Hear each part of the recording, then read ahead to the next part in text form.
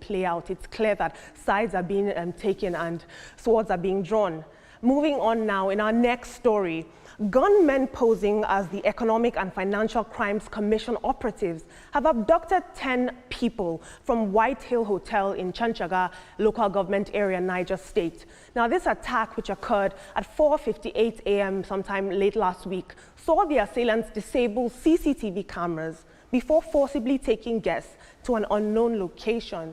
Of course, this incident has heightened fears over the growing difficulty in distinguishing law enforcement from criminals, as Nigerians are now struggling to tell apart real EFCC officials, bandits, and unknown gunmen. It also, of course, raises serious ethical concerns about late night and pre-dawn raids, which, while legal for security agencies, have increasingly been used as a cover for criminal activity.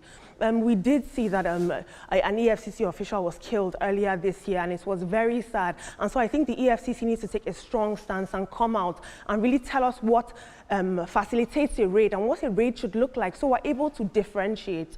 But I'm going to take some social commentary now. Mazi says, it doesn't help when they are known to break into houses in the dead of night. It will be easy for criminals to disguise themselves as EFCC operatives. Andy says, gunmen posing as EFCC is EFCC. They should provide those guests. If they have been civil in their operations, people would be able to differentiate between EFCC, armed robbers, and kidnappers. And Nana Eze says, and when we forewarned of the dangers of the Rambo-style EFCC adopts, they were too busy and too intelligent to take the advice. It would be great to see EFCC take a very strong stance in this case, don't you think, Victoria and Etoma? Yeah, I think they should.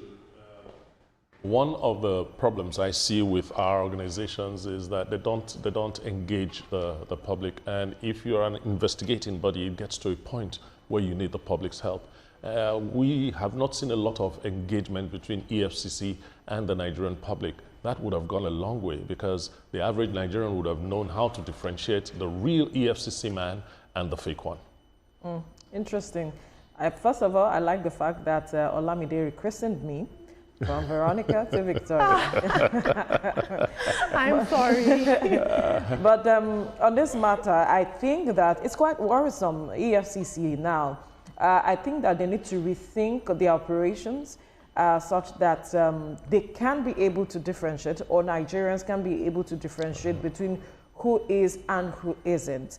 And so they now need to sit down and critically think through, because there's been so much issues surrounding the operations and their personnel as it is, and it will be terrible if this is not resolved as quickly as possible, because their reputation is on the line, and they play a critical role when we're talking about addressing matters of corruption and any other attendant issues that they handle. Now let me move over to the matter between Natasha Uduaghan and the Senate President. Senator Natasha. And both, whichever way you want to look at it right now. It's interesting to see the dimension that this is now taking, where the spouses of both persons involved are now speaking. But my concern is that this issue is now drifting from the role they are meant to play, which has to do with ensuring that they speak for their constituents on the floor of the Senate.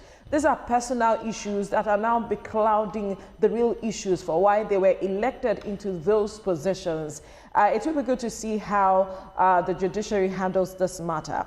But their wives or their spouses joining in, of course, the Alema of Warri Kingdom just made a statement. He is not instituting a suit against the Senate President, because he says that he's also still maintaining the friendship he has with the Senate President despite all of these issues.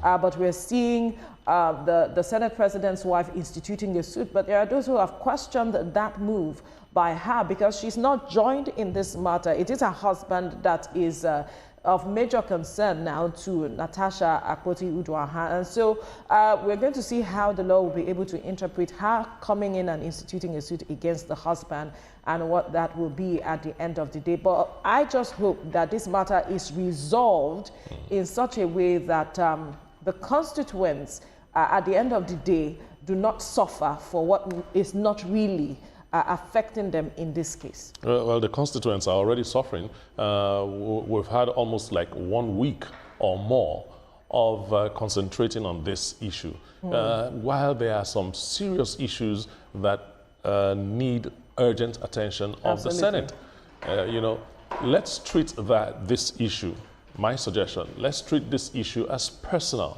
and then the Senate can go ahead and do By its personal, job. do you mean that it should be taken away from the courts, or how do you mean? No, I'm talking about the way it has occupied the time, the attention of not just Nigerians, the politicians themselves, the senators, members of the House of Representatives, and all that, everybody that's gotten into the fray. You know, it's clearly a personal thing. Let's handle it that way, while the Senate moves on with its duties. And some it's legal obviously slowing it down. practitioners are also saying that her allegations have come prematurely, that the smart legal thing to do in this case was to establish some sort of evidence against the Senate president. I'm talking about tangible evidence, Well, not just she I told my husband. says- And so some people are saying that that is not tangible enough, and she should have set a proper precedent of evidence, so as, and this claim would be more judicially proper, as it were. What do you guys think about that? She's a lawyer, so she should have known what to do in the first instance. But I think that she says she has some level of evidence. And so I'm hoping that she'll be able to thrash this issue with the evidence that she has documented, if she really has them. Because there were some things she mentioned at the beginning, and some had said that this is not a strong enough argument to make in court if you are seeking for justice at the end of the day. So I think that as a lawyer, she should have known what to do from the beginning. Seems to be a battle of the spouses. Thank you both so much for your